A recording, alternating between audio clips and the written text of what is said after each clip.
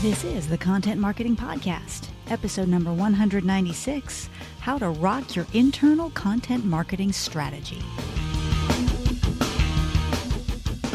Hello and welcome to the Content Marketing Podcast. This is the show where we help you grow your tribe and your bottom line through insanely good content. I'm your host, Rachel Parker of Resonance Content Marketing, and today is October 13th, 2016. Hello, or as we say in Texas, howdy, and thank you for joining us for today's episode of the Content Marketing Podcast. Just a reminder, this podcast is available on iTunes, Stitcher, SoundCloud, and now also Google Play Music. So if you like what you hear, please feel free to click on over and subscribe.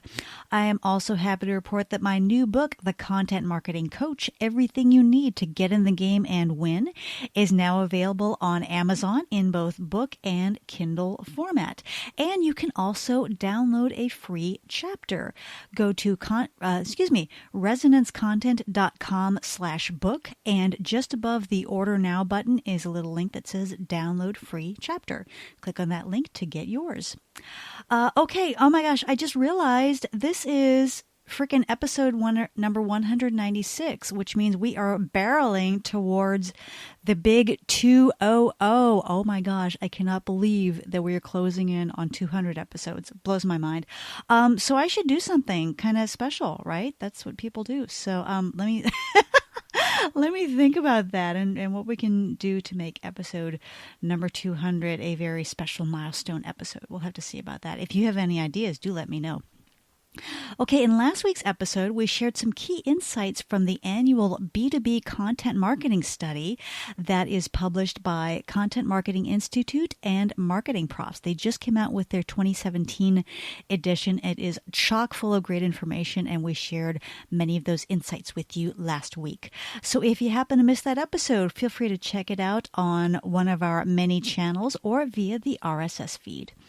This month, our focus is on internal content marketing, something that far too many brands and companies overlook. So today we're going to be sharing some strategies for rocking that internal content marketing in 2017 and putting that special strategy together to engage those internal folks.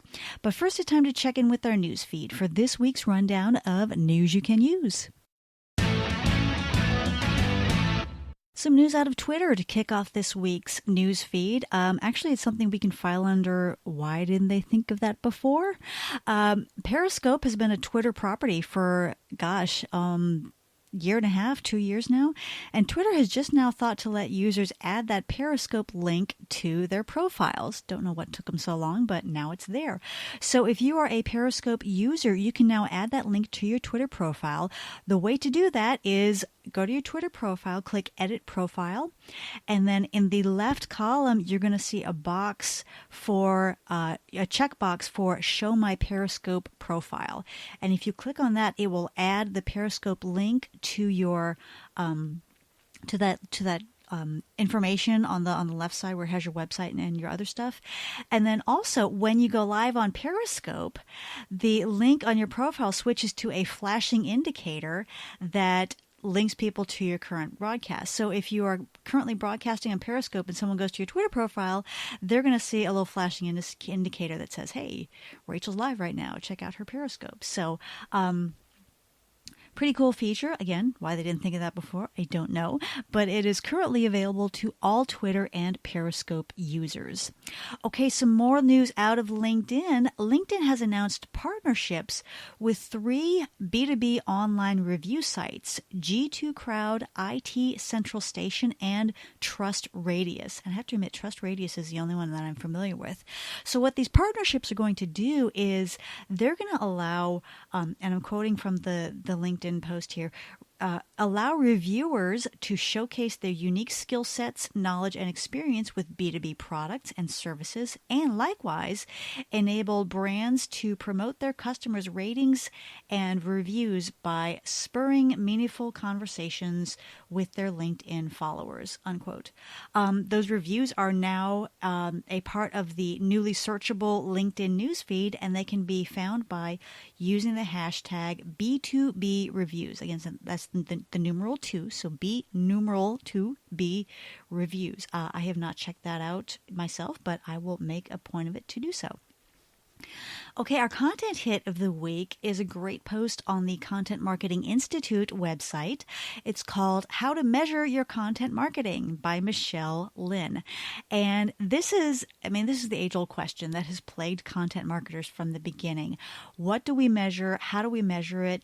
And how do we interpret the results? And for us, it is so challenging because it's not as my friend John Buskell always says, content marketing is a commitment, not a campaign. So, in the old days when we just had ad campaigns, it's like, okay, we're going to run these print ads and radio ads and TV spots for 6 months, and then we're going to assess and see what the ROI was. Well, content marketing it's a drip thing. It's a day-to-day, week-to-week, month-to-month, year-to-year. And you can't say, okay, this one post got the most activity this month, so we're just going to do posts like that. We can't do that. So measurement is something that we all, many of us are challenged by. And it's especially relevant for this time of year when, of course, many of us are marching into budget meetings and having to plead our case with senior leadership. So what I love about Michelle's post is that she presents a simple approach to this question of measurement. Now, it's not always easy, but the way she presents it, it is nice and simple. For example, she talks about how the starting point, before you even get into tools and which dashboards to look at and all that stuff, the starting point has to be gaining consensus on what success looks like. Because if all these stakeholders are looking under your content marketing under a microscope and each one has a different definition of success, then it's total confusion. And how do you know what kind of progress you're making? And then she goes into using that consensus as the foundation for the rest of your analytics planning. It's a really excellent post, and I will, of course, provide the link in the blog post for this episode. Okay, that's it for this week's newsfeed. If you stumble across something you think might be of interest to your fellow content marketers, please tweet it to me at @RachParker so that we can share. Now it's time for this week's Spotlight segment, how to rock your internal content marketing strategy. First of all, let's address the elephant in the room. Why internal content marketing? Because I can hear a lot of you saying, just smacking your foreheads and saying, come on, Parker, are we not busy enough trying to reach our external audiences? You're going to add internal audiences to the list? I mean, come on, we're strapped as it is. Okay, before you grab the torches and the pitchforks and head over to storm my office, let me explain. Your company's employees can be your biggest and best brand ambassadors out there in the big wide world. I mean, who knows your company better than those who come to work there every day? And, have you ever met someone who was really, really pumped about where they worked, who was just really excited about it? I know a client of mine was traveling when he met someone who worked at the Container Store. And this woman was a brand ambassador par excellence. They got to chatting about, oh, what do you do? And she just could not say enough great things about her company, about their values, about what they're doing to benefit the community. She had great stories about fellow employees that she didn't even know. And my client walked away from that conversation thinking, I want to shop at the Container Store next time I need something from their catalog, and he will probably be more likely to give that brand a little bit more attention in the future. So how does a company do that? How does a brand turn employees into evangelists? Now, there are many things that go into that. It's their policies and their pay structure and their benefits. Yes, all that's very important. But I'll tell you what, you cannot turn employees into evangelists without content.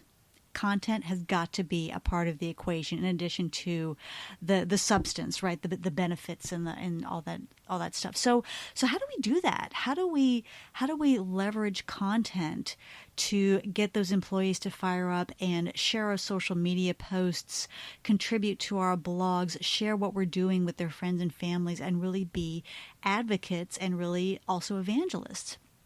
Okay, let me share you the good news. The good news is the marketing team does not have to do it all alone. Now, sometimes when I talk about internal content marketing, marketers wave it off and they say, oh, that's an HR thing. The HR does that. They do the intranet. They do all those employee emails, blah, blah, blah. And yes, absolutely. Your colleagues down the hall in human resources and employee relations, they absolutely do own a lot of the information that needs to be shared with employees, but they are not marketers. Okay, they are wonderful people, great at what they do. They're probably very good communicators in terms of conveying information, but they don't necessarily, some might, but they don't necessarily have that strategic marketing perspective that you do. They're not, they look at the communication with an employee as kind of they probably wouldn't put it this, but it's more of a transactional thing. Benefits, open enrollment ends December 1st. That's something to communicate. But they don't necessarily look at the bigger picture from a brand and a marketing perspective. So really, effective internal content marketing has got to be a team effort between employee relations, human resources, whatever you call that team, and the marketing team.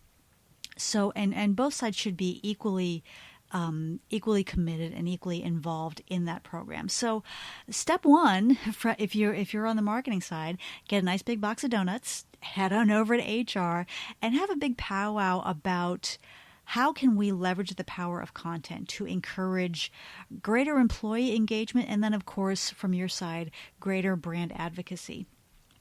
So once you have that cross-functional task force together, then you just treat it as you would a separate content marketing strategy. And we know exactly what that entails because we've all read the Content Marketing Coach. See how I slotted that in there? But no, I do share in the book a step-by-step strategy or a step-by-step guidance for putting that plan together. So when we put together a strategy, the first thing we talk about is the background. We need to do our research. And you've heard me beat this drum many times before. It's all got to start with our audience. So when we look at internal content marketing, it's no different from external. We need to look at that audience and saying the audience is the employees of Widgets R Us is not going to cut it. Really look at the people that work in your organization, and this is where your HR colleagues can be tremendously beneficial. Look at their demographics. Definitely look at age, look at gender distribution, things like that. But then also look at what's important to these people. What are their values? And how do they fit into the company culture? Now that's a little bit different from your external content marketing. When you look in the internal side, your company culture has got to be front and center because that's your internal brand. Your company culture is absolutely your internal brand. So we need to look at that audience, we need to look at that culture, and then from there we need to look at, okay, when it comes to sharing content that's going to inform, educate, entertain, and or inspire this audience, where are those content ideas going to come from? Are they going to come from marketing and HR sitting down at a table trying to figure out what these folks want to hear? Are we going to do focus groups? Or are we going to have the old suggestion box? So where those content ideas are going to come from? Also, which media are we going to use? And when I talk about media, I'm not talking about delivery methods. I'm talking about ways of conveying information. And basically that comes down to text, audio, video, visuals, and interactive. How are we going to communicate this information? Of course, the default is text, the good old employee memo, but, sometimes it's good to have audio. Sometimes it's great to have video, especially when you're talking about, maybe live video shared by the senior management. Also interactive, make it a conversation. Let them provide their input as well. So look at the media we're going to use, and then we look at the delivery methods. So internally, you've got your intranet, which is the internal online hub. You've got your emails, and then you've got whatever communication system you have. For example, you might use Yammer for internal communication. It's kind of like a messaging or bulletin board system in place. So look at the methods that you have available and look at how they're being used right now and how they could be used in the future. So maybe your intranet is crap. That's a technical term. Now, maybe it's not as good as it could be right now, so nobody goes there. Well, you don't throw up your hands and say, well, nobody goes to the intranet, so we're not going to do that. But look at, okay, if we were to turn the intranet into a valuable resource, what would it look like? What kind of content will we share there? So that is the background portion of your internal content marketing strategy. Really doing your research, doing your homework, and figuring out the who, the what, the where, and the which media, which delivery methods. And then from there, you go on to creating your action plan. So part one of the strategy is the why behind your plan. And now we get down to the nitty gritty, also known as the who, the what, the when, the where, and the how. And I realize I just said who, what, and when in part one, but now we're talking about how this content is going to get created and published and how you're going to create a feedback loop. So the who is going to be the doers of the content, not who you're talking to anymore. That was part one, but the doers of the content. Who will be in charge of the editorial calendar? Who's going to be doing the research for this internal content? Who's going to write? Who's going to edit and proofread? For video, who's going to be in charge of the video? Who is going to be in charge of visuals?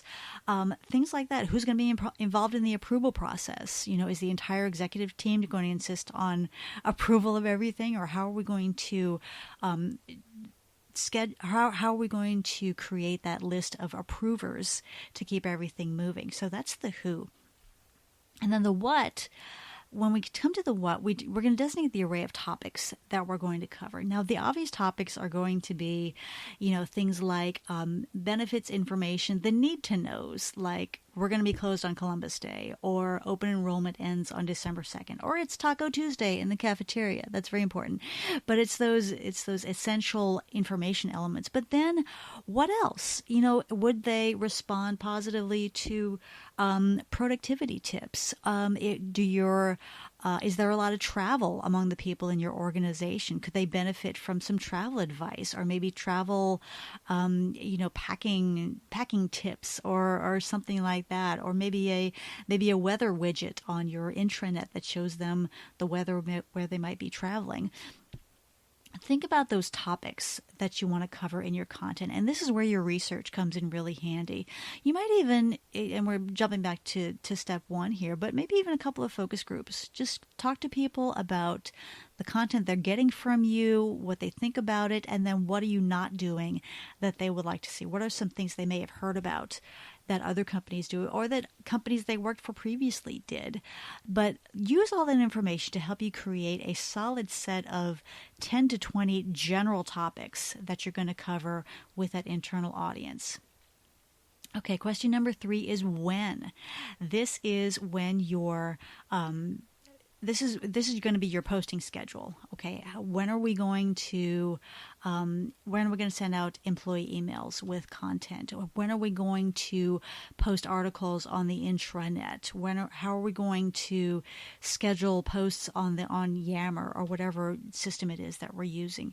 Really designate what time and what days and what intervals you're going to do it. What's going to be done daily? What is going to be done weekly? What's going to be done monthly? What's going to be ad hoc, like something that how are we going to keep them informed of weather situations or something like that could affect whether they need to come to the office? And really brainstorm with your HR colleagues to come up with that calendar. Okay, the how. This is the final question. And this is where you get very specific on processes and procedures. How is this content going to be developed? How is it going to be approved? What tools are we going to use to publish it? Are we going to use the tools we have in place? Are we going to look into new tools? And how are we going to ensure that the content is promoting the brand and the corporate culture? How is your team going to stay informed? What's going on with the audience? Are you going to have weekly meetings? And I will say, when you talk about cross-functional teams, you really need to get very specific about what those processes are, because we all, as with our external content marketing, we need to to be very specific as well, but especially when someone is not at the next desk or in the next cubicle aisle, when someone is down the hall or maybe even a totally different building, it's really important to establish how that content is going to get created and published. And how are you going to go about making adjustments? How are you going to figure out, wow, this really isn't working. Do we give it a little bit longer or do we change things? And how are you going to go about making those changes? So that's part two. That is the first. Okay, so the part one was the why, and this is now the nuts and bolts of how, when, and where that content gets created. Part three of your strategy is going to involve your goals and measurement. Now, in the book, I talk about Ed Koch, who was an iconic mayor of New York in the 1980s. And he became famous for standing on the street corners and just asking New Yorkers, hey, how am I doing? Just guys on the street, men and women who were passing him by. Hey, and everybody knew who he was because you could not miss him. And he said, hey, how am I doing? How am I doing? So as content marketers, we need to be doing that externally and we need to do that internally.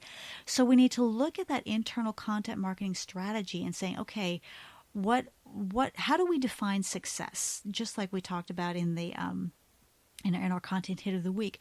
What does success look like? Does it look like traffic to our intranet? Does it look like the percentage of employees who sign up for a given initiative, or the employees who respond to something that necessitated their response? How are we going to measure success? And then or what does success look like, I should have said. Then once we decide that, then we're going to plan our measurement. Okay, how are we going to look at those analytics? How are we going to review them? Are we going to get together as a cross-functional team once a month and decide how we're going to assess, or are we going to just email those reports out and ask questions as needed?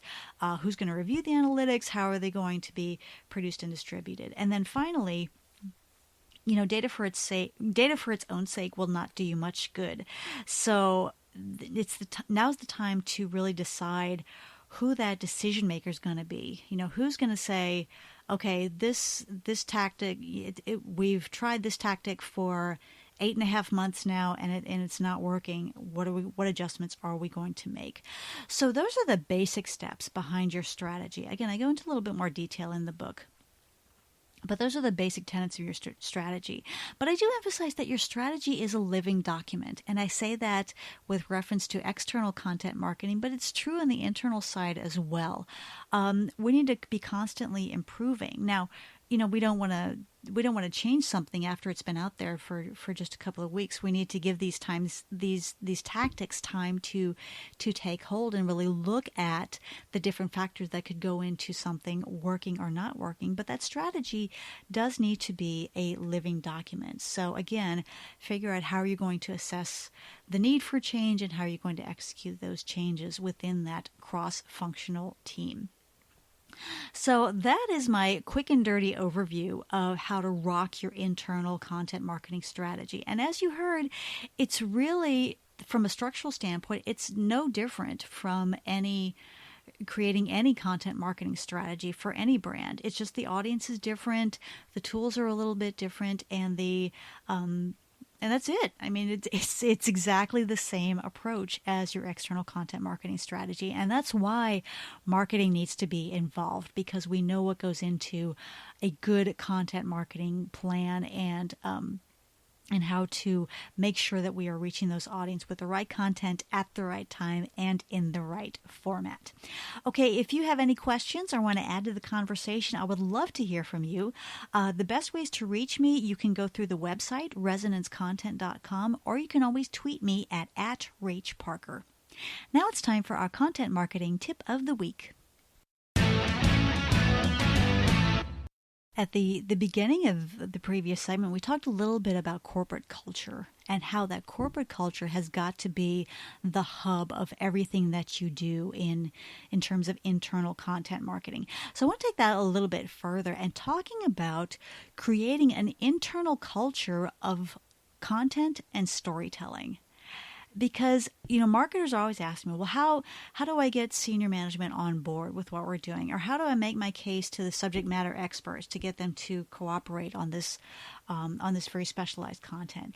And the most successful brands in the content marketing field, universe, world, whatever, they tend to not have a lot of problems in those areas because they have built a culture of content. So for these brands, storytelling has become so ingrained in the daily life of every single team member, from all levels, from the mailroom to the boardroom, from marketing to accounting to sales to HR. Everybody knows and understands the importance of content and the importance of storytelling as part of the employee experience.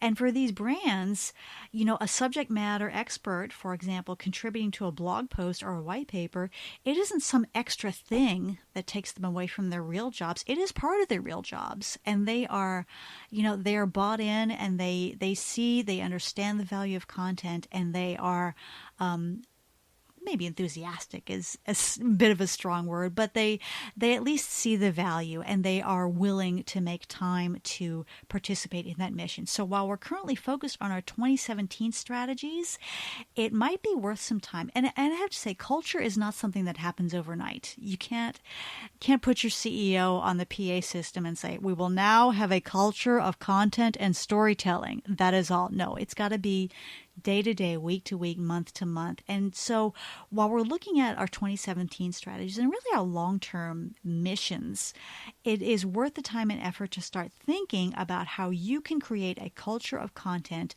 within your organization. Okay, campers, that is it for me today. I hope you've enjoyed this episode of the Content Marketing Podcast. If you like what you've heard, please feel free to subscribe on iTunes or Stitcher or SoundCloud or Google Play Music or via our RSS feed. And if you really like what you've heard, would you please leave us a quick review on iTunes? Could you take a few minutes to do that? I would so appreciate it. Also, remember that my new book, The Content Marketing Coach, Everything You Need to Get in the Game and Win, is now available in book and Kindle format on Amazon. To learn more about the book and to download a free chapter, visit contentmarketingcoachbook.com. As you know, I always like to leave you with a quote, and today's comes from Winston Churchill. He once said, quote, "Never give in, except to convictions of honor and good sense," unquote. Again, this is Rachel Parker with Resonance Content Marketing. Thank you again for listening, and we will see you again next week. Take care.